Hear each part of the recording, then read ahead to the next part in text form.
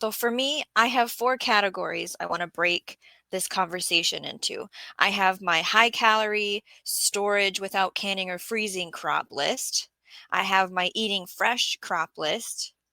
I have the quick eating stuff like, hey, I'm running out of food. What can I throw in the ground and get something from? And then I also want to talk about what actually grows here in Minnesota that we produce for our our our our people, our own state, things that we ship out in the country. Maybe some of it leaves the country to other places. So first, the high calorie storage crops that don't need canning or freezing. You have to have your potatoes.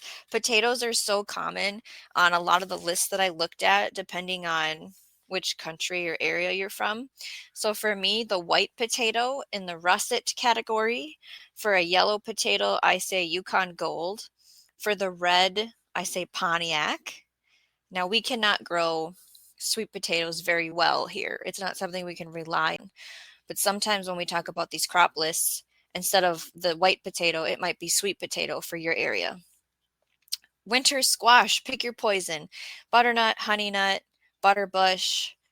There's a few others. Those were the ones I would grow for myself. When you have them harvested at the right time, when the vines are dry and the stem is dry and the skin is hard, where you can't push your fingernail through it and it's cured, you wipe it down with an apple cider vinegar rag.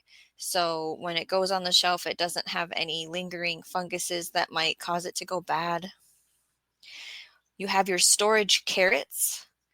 Popcorn is such a wonderful thing to have for my family because I have children. So if I can get good at growing popcorn and then having that dried and just on the shelf, ready to go, it's actually a nutritious snack. And then as well as your typical grain corn, that's a really common survival crop on everyone's list, it seems like. Having the tool to grind the corn and making your own tortillas or grits.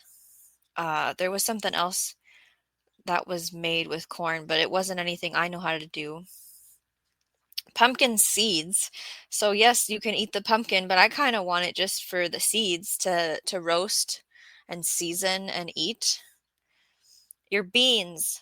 So typically for dried beans, you hear about, at least in my area, the white northern bean, a pinto